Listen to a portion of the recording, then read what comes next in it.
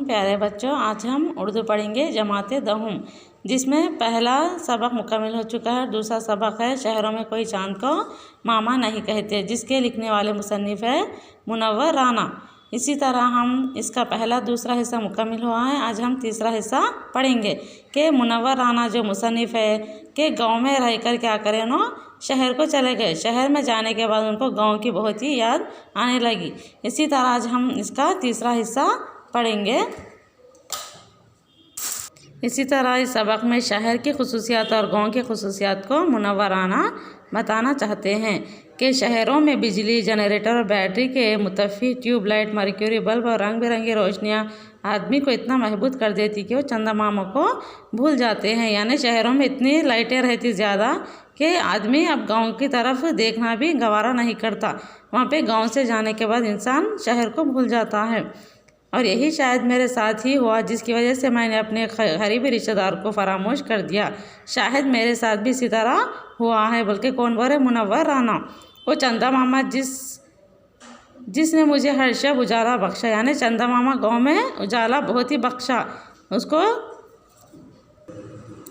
कच्चे से घर में मिट्टी का एक नन्हा सा कमज़ोर दिया हुआ कि हल्की सी जनबी से लर्जन लगता है। हर रोज़ शाम होते ही चंदा मामा, यानी कच्चे से घर में, यानी एक छोटा सा गांव में मकान में क्या होने लगा, एक नन्हा सा दिया, यानी एक छोटा सा चिराग रहता है, उसमें एक हल्की सी रोशनी नज़र आती है।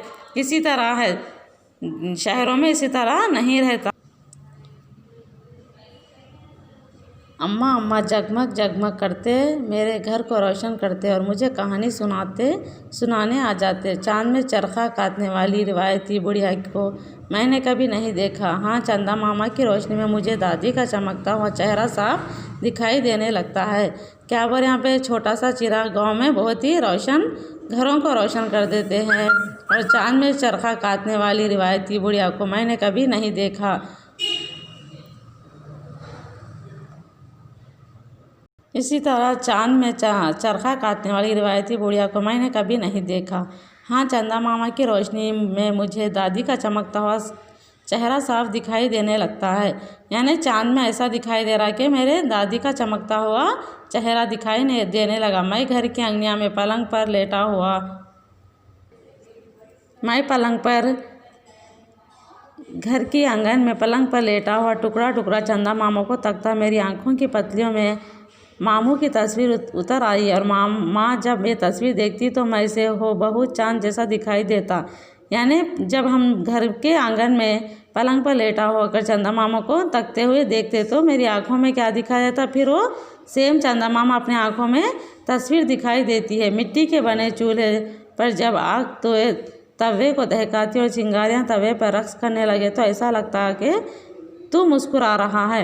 यानी जब तवे पे माँ रोटियां पकाते वक्त कैसा दिखाई देता, जब तवे के ऊपर चिंगारियाँ आते, पीछे आते तवे के पीछे, तो चिंगारियों को देख के ऐसा लगता है कि चंदा मामा मुस्कुरा रहे हैं। रोटी सेकने के लिए माँ जब सूखी गीली लकड़ियों को सिलगाती तो पसीने पसीने हो जाती है।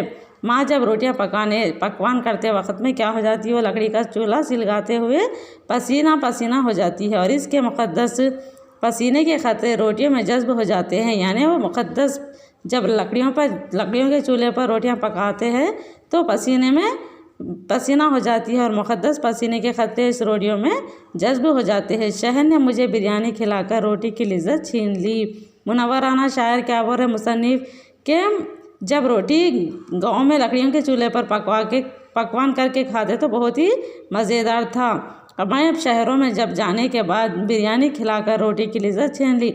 जब मैं शहर में जाकर ये बिरयानी वगैरह दूसरी चीज़ों को इस्तेमाल करने की वजह से रोटी की जो लिज्जत छीन ली, कौन छीन ली? शहर की बिरयानी खिलाकर। दूध के डब्बों ने माँ के दूध का जायका छीन लिया।